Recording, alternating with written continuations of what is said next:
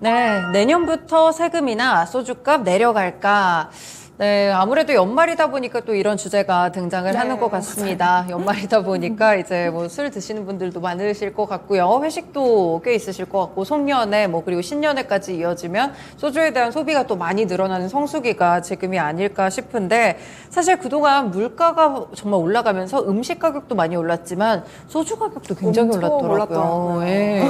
예전에는 제가 대학생 때는 한 3,000원 맞아요. 이랬던 것 같은데 요즘은 3,000원이 뭐예요? 한 6,000원, 7,000원, 뭐 맞아요. 비싼 데는 8,000원까지 맞아요. 가더라고요. 깜짝 놀랐어요, 진짜. 네, 정말 이렇게 좀 주류에 대한 가격들도 계속해서 좀 올라가고 있는데 아무래도 제일 좀 부담이 될 분들이 굉장히 많으시겠죠? 이 정부에서 내년부터 소주에 대해서 부과하는 세금을 좀 낮춘다고 하는데 술에도 세금이 붙나 봐요. 어느 정도 붙고 있을까요, 지금? 네, 일단 모든 술에는 다 세금이 붙는다고 생각해 주시면 될 것 같고요. 알코올이 1도 이상 들어가면 다 주세법의 대상입니다. 이때 이제 술의 종류에 따라서 세금이 부과되는 방식이 조금 다를 수가 있기 때문에 술의 종류에 대해서 살짝 잠깐 언급을 하고 넘어가면요.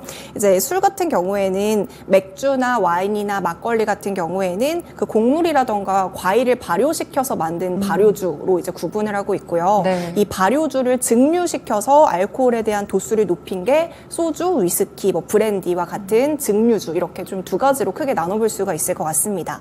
어떤 술이냐에 따라서 부과하는 세금 기준이 좀 달라지는데요. 술에 붙는 세금은 크게 두 가지라고 생각해 주시면 될 것 같아요. 첫 번째로는 종량세가 있고요. 두 번째로는 종가세가 있습니다. 종량세 같은 경우에는 술의 양에 따라서 좀 세금이 붙는다라고 생각해 주시면 될 것 같고요. 네. 맥주라던가 막걸리 같은 경우에는 종량세를 적용을 받는 방식입니다. 원래 이제 맥주 같은 경우에도 종가세였는데 2020년부터 종량세로 좀 바뀐 부분들이 있고요. 이제 종가세 같은 경우에는 술 자체의 가격, 뭐 수입 가격, 반출 가격과 같이 네. 술의 가격을 기준으로 세금을 매기는 방식이기 때문에 소주라던가 위스키와 같은 증류주가 종가세를 적용받고 있다라고 생각해 주시면 되겠습니다. 네, 그렇군요. 종량세는 그러니까 술의 양에 따라서 좀 세금이 부과되고 이제 종가세는 출고가를 기준으로 세금이 부과가 되는 네. 것 같은데요. 그러면 이 방식에 따라서 부과가 됐을 때 세금에 대한 차이는 좀 어떻게 될까요? 이제 종량세 같은 경우에는 술의 양만으로만 이제 세금을 부과하기 때문에 네. 그 주류의 가격 결정에 그 미치는 요소가 굉장히 한정적입니다. 그래서 종량세 같은 경우에는 보통 한 출고가의 30%가 세금의 비중이라고 생각을 해주시면 될 것 같고요. 이제 종가세 같은 경우에는 그 술의 출고 가격을 기준으로 세금을 매기기 때문에 출고가의 70%가 세금이다라고 생각해 주시면 될 것 같습니다. 그래서 종량세보다는 종가세가 세금이 더 많이 붙는다라고 보시면 될 것 같은데요. 네. 왜 종가세가 세금이 더 많이 붙게 될까요? 사실 이제 술의 가격을 결정하는 건 원재료 값도 있겠고 그쵸. 또 이제 뭐 유통 마진이라던가 여러 가지 뭐 마케팅비 굉장히 다양한 이유로 그 술의 출고 가격이 높아지게 되잖아요. 이게 물가가 오르면 당연히 술의 가격은 계속해서 오를 수밖에 없기 때문에 이렇게 출고 가격이 높아지게 되면 세금을 더 내야 되는 부분이기 때문에 이런 변동성에 따라서 술의 세금은 계속해서 변화할 수밖에 없습니다. 네. 실제로 이제 11월에 소주값이랑 맥주값이 한 6%에서 9% 정도 올랐었던 부분들이 네. 있었잖아요. 그때 이제 소주 같은 경우에는 소주의 원료인 주정이랑 또 이제 그 공병의 가격이 인상이 되면서 한 6.9% 소주 가격이 올라간 부분들이 있고요. 맥주 같은 경우에도 같은 날 출고가가 한 6.8%가량 올랐습니다. 네. 그런데 이제 소주 같은 경우에는 출고가가 인상이 되면 가치 세금도 늘어나는 부분이 있지만 네. 맥주 같은 경우에는 제가 그 종량세라고 했잖아요. 양의 세금을 매기기 때문에 출고가가 올라도 세금이 올라가는 부분이 없습니다. 그렇기 때문에 당연히 종가세 세금 비중이 더 높을 수밖에 없습니다. 네, 그러면요. 비싼 술을 판매하면 할수록 결국에는 여기 세금도 더 비싸게 붙기 시작하니까 술의 출고가 자체가 굉장히 높아질 수도 있겠네요. 맞아요. 그 종가세를 적용받는 술은 당연히 이제 비싼 술을 팔수록 세금이 더 높아지는 부분들이 있기 때문에 사실상 이제 술을 만드는 사람들 입장에서도 신제품을 만들거나 술을 고급화하거나 프리미엄 제품을 만드는 것에 대한 부담감도 함께 존재할 수밖에 없을 것 같아요. 왜냐하면 품질의 고급화는 당연히 좋은 부분이지만 그만큼 세금을 많이 내야 되기 때문에 그쵸. 그런 부분에 대한 부담감이 있을 수밖에 없거든요.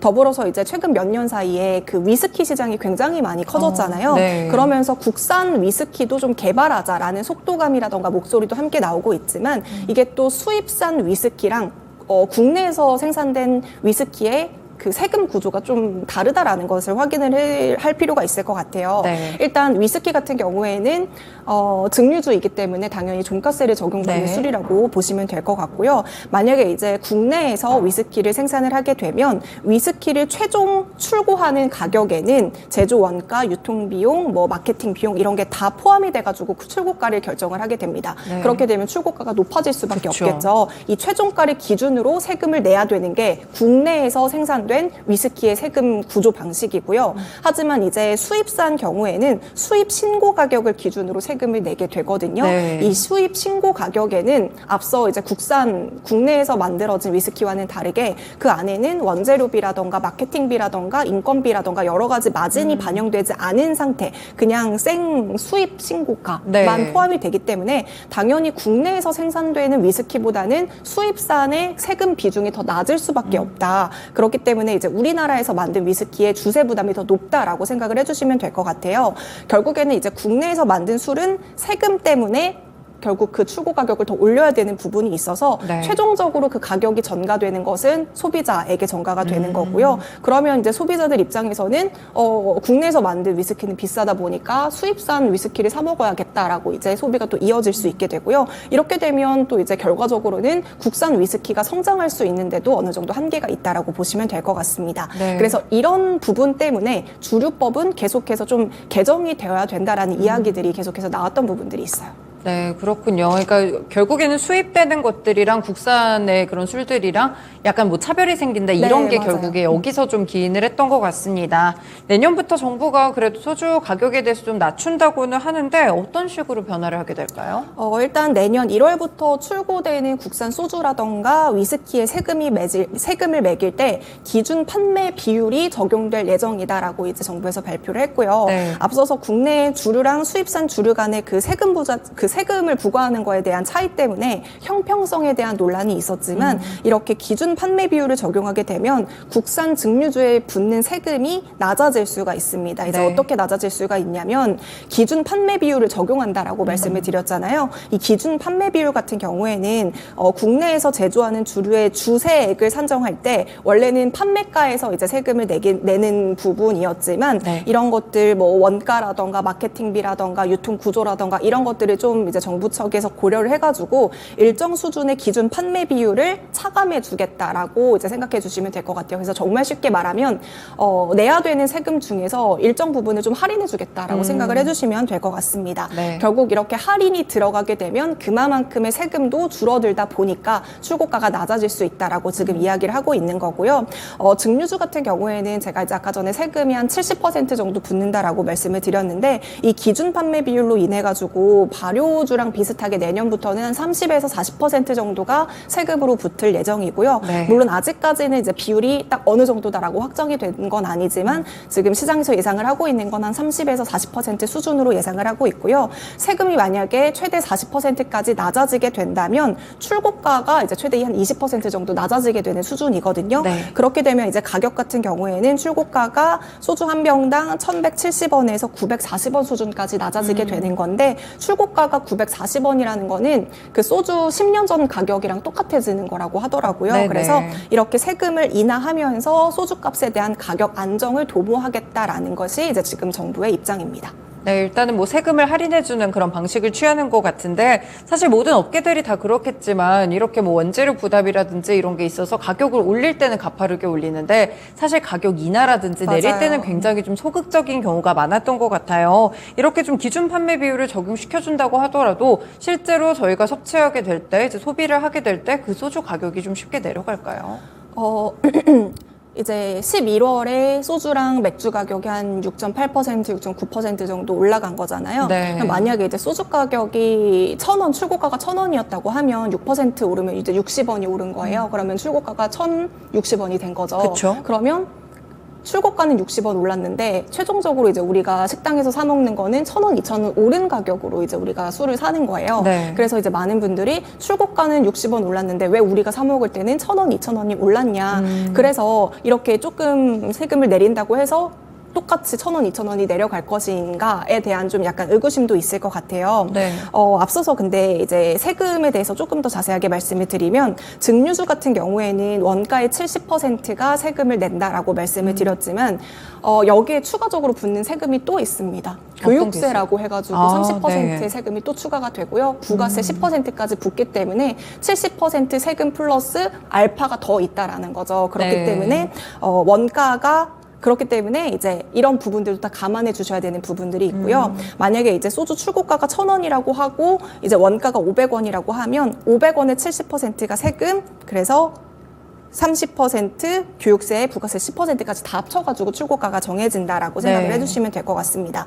그런데 이제 출고가가 정해지고 소비자에게, 식당에게 이제 소주가 가는 과정에서 여러 가지 유통 단계를 거치게 되잖아요. 그쵸, 네. 그런데 이제 그 중간에 주류 도매업 이제 유통 단계도 거치게 되는데, 이제 기존의 주류 도매업 같은 경우에는 주류 제조 그 납품 단가가 인상이 되면 무조건 같이 그 유통 단가도 올렸었던 부분들이 있어요. 그러면서 이 유통 단계를 거치게 되면서 지금의 소주 6,000원, 7,000원, 많으면 이제 8,000원까지 오르게 됐다라는 부분들을 좀 생각해 주시면 좋을 것 같고요. 네. 하지만 이번에 주류 도매 업체에서 정부가 물가 안정을 위해서 세금을 인하하려고 하니 우리도 함께 동참을 하겠다라는 취지로 당분간은 그 도매 출고가를 올리지 않겠다라는 데 좀 동결하겠다라는 입장을 보여주고 있고요. 네. 이런 물가 안정이 대형마트나 편의점에서 파는 그런 소주 가격 인하에는 어느 정도 좀 도움이 될 것 같다라는 생각이 네네. 듭니다. 하지만 내년에 이제 출고가가 인하된다라고 해서 당장 식당에서 막 6,000원에 팔던 게 4,000원에 팔고 3,000원에 팔고 이러지는 않을 수도 있다라는 생각이 그쵸. 드는데요. 네. 이전에 저희가 여러 가지 이슈를 다뤘지만 그때도 항상 말씀드렸다시피 음식 가격이나 주류 가격은 그런 출고가뿐만이 아니라 사실상 임대료라던가 마케팅비라던가 인건비 이런 것들을 다 합산해서 이제 가격을 정하는 것이기 때문에 내년에 이제 또 그 건물의 임대료가 오르고 인건비가 오르게 되면 결국에는 그 주류 세금이 낮아진다고 하더라도 이걸 또 다시 주류 가격이라던가 음식 가격에 포함을 할 수밖에 없는 그쵸. 부분이 있을 수 있기 네네. 때문에 조금은 어려울 수도 있겠다라는 것들이 좀 전반적인 생각인 것 같고요. 하지만 이제 술값이 7,000원, 8,000원, 9,000원까지 오르는 데는 조금 더 한계가 있을 거라고 생각을 합니다. 어쨌든 네. 세금이 낮아지는 부분이 있으니까요. 그래서 이제 내년에 전반적으로 어떻게 술값이 안정화되는지는 조금 더 지켜봐야 될 문제일 것 같습니다. 네, 그렇군요. 일단은 조금 상단을 제한하는 그런 방식으로 정도의 효과를 좀 노려보시면 좋을 것 같습니다. 사실 뭐 술과 관련된 법이나 규제들 최근에 이야기들이 상당히 좀 많이 나오고 있는데 한번 이제 관련 종목들이 막 상한가하고 이랬던 네. 적이 있었는데 이 온라인 쪽에서도 주류를 판매할 수 있도록 뭐 검토를 하고 있다. 이런 방안에 대해서 뭐 여러 가지 대응책들을 맞아요. 세우고 있다. 이런 보도가 좀 나왔던 것 같아요. 만약에 온라인으로 주류가 판매가 된다면 이 부분도 주류 가격에 영향을 줄 것 같은데요. 네, 일단 이제 우리나라 같은 경우에는 전통주는 온라인에서 판매가 가능하고요. 네네. 전통주를 제외하고는 온라인에서 술을 판매되는 게 이제 법으로 금지가 되어 있습니다. 아무래도 온라인에서 쉽게 술을 구매를 하게 되면 청소년들이 쉽게 술에 노출될 그쵸. 수 있는 우려가 있기 네. 때문에 이런 것들이 이제 좀 법으로 정해져 있는데요. 하지만 이제 대면으로만 주류를 판매하는 것에 대한 경계가 예전보다는 많이 허물어진 건 사실이에요. 사실 우리가 이제 배달 어플을 통해서 음식을 시킬 때도 배달로도 좀 술을 구매를 할 수가 있고요. 맞죠. 최근에는 이제 또 그 무인 술 자판기 이런 것들도 많이 생겼더라고요. 네. 그래서 어느 정도는 이런 경계가 많이 허물어져 있는데 그럼에도 불구하고 온라인에서 판매하고 있는 건 지금까지는 법으로 금지되어 있습니다. 네. 하지만 지금 소비 형태가 어찌됐건 오프라인에서 온라인으로 계속 이제 바뀌고 있는 기조가 형성이 되고 있잖아요. 그런데 술만 이렇게 온라인에서 판매를 금지하는 것이 과연 이런 변화된 사회 흐름에 대해서 맞는 것인가라는 거에 대한 좀 목소리가 계속해서 나오고 있는 상황이에요. 네네. 근데 좀 재미있는 점을 좀 살펴보니까 우리나라 같은 경우에는 온라인으로 주류를 판매를 할 수가 없잖아요. 맞죠. 그 대신 편의점이 24시잖아요. 그래서 24시간 동안 언제 어디서나 술을 막 먹을 수가 있어요. 온라인에서는 못 그렇네요. 사지만. 네. 하지만 다른 나라 같은 경우에는 폴란드랑 우리나라를 제외하고는 다 이제 온라인에서 살 수가 있거든요. 하지만 그 나라들은 이제 뭔가 날짜를 정해서 이제 규제를 한다던가 아니면은 네. 시간을 딱 정해놓고 이제 규제를 한다던가 이런 것들이 있어요. 그래서 우리나라는 온라인으로 못 사지만 24시간 먹을 수 있고 다른 나라 같은 경우에는 온라인에서 살 수는 있지만 어느 정도 이런 접근성을 제한한다라는 좀 차이가 있는 것 같습니다. 네. 어쨌든 이제 우리나라도 이제는 시대가 이제 많이 변화하고 있는 만큼 온라인으로 좀 규제를 하는 것보다는 조금 더 성인 인증을 강화를 하거나 다른 쪽으로 접근성을 제한하는 쪽으로 방향을 바꿔야 된다라는 이야기들이 나오고 있습니다. 네. 하지만 이렇게 온라인으로 주류 판매를 허용을 하는 것에 대해서 다른 사람들의 입장은 어떠한지를 좀 살펴봤더니 일단 전통주 업계에서는 부정적입니다. 제가 그럴 수밖에 앞서서 없겠죠. 그쵸? 네. 전통주만 온라인에서 판매를 한다고 했잖아요. 이제 전통주만 온라인에서 판매를 할 수 있는 이유는 전통주를 사 먹기 위해서는 아무래도 접근성이 좀 어려워요. 찾아가거나 이래야 되는 네네. 부분들이 있거든요. 그렇기 때문에 이런 접근성을 넓히기 위해서 전통주 같은 경우에는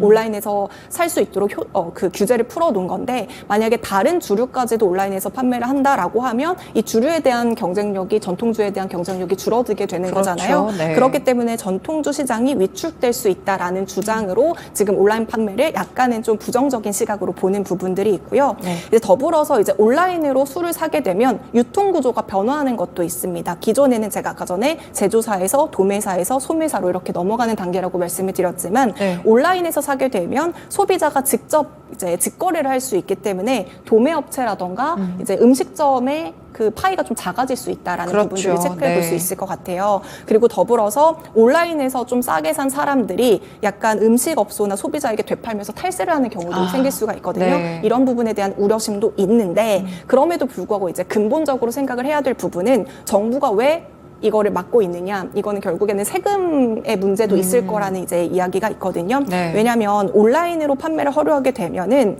소비자에게 직접 술을 판매를 할 수 있기 때문에 그런 판관비라던가 이런 비용들이 줄어들게 되는 거잖아요. 네. 그렇게 되면 출고 가격을 기준으로 아까 전에 제가 세금을 매긴다고 했으니까 판관비가 없어지면 그만큼 출고가가 낮아지니까 거치는 세금이 줄어들게 되겠죠. 이런 부분들 때문에 온라인 판매에 대한 금지도 이런 부분도 약간의 밀접한 관련이 있다. 이렇게 생각해 주시면 되겠습니다. 네, 뭐 온라인 판매가 지금 확정된 건 아니고요. 여러 검토 소식이 나오는 가운데 장점과 단점에 대해서도 좀 함께 여쭤봤습니다. 네, 연희님 그리고 마지막으로 궁금한 게 오늘 네. 출력이다 보니까 혹시 뭐 어떤 주종 좋아하세요? 저는 사실 이제 발효주, 맥주를 좀 좋아하고요. 그러시군요. 제가 약간 와인 이런 거 먹으면 다음날 머리가 너무 아프더라고요. 그래서 저는 맥주를 좀 즐겨 마시고 집에 그게 있어요. 어떤 거요? 그 탕탕 이런 얘기 해도 되나요? 뭐 거품 이렇게 또- 탕탕이. 그러시군요. 네. 오늘 주제를 또 선정해 주신 이유가 있었네요. 네. 이제 주류 가격이 또 바뀔 수도 있다, 뭐 이런 이야기들이 나오고 있고, 또 이게 인하가 되면 어떤 영향을 미치게 될지 저희가 자세하게 좀 업계까지 함께 알아봤는데요. 주류에 대해서도 이슈 체크해 보시고, 물론 연말에 송년회 자리 참 많으시겠지만, 이뿐 아니라 투자 전략에도 활용을 해보시면 상당히 좋을 것 같습니다. 2부 쉬운 이슈 읽어주기였고요. 연희님 말씀 여기까지 듣겠습니다. 고맙습니다. 네, 이렇게 1부와 2부 쉬운 이슈 읽어주기 주식캐스터 연희님과 함께했습니다. 지금까지 다양한 투자 판단에 도움이 되는 말씀들 함께 전해드렸는데요. 특정 종목의 상승 하락을 보장하지는 않습니다. 토마토랜드 2.0 마치겠습니다. 오늘도 시청해주셔서 고맙습니다.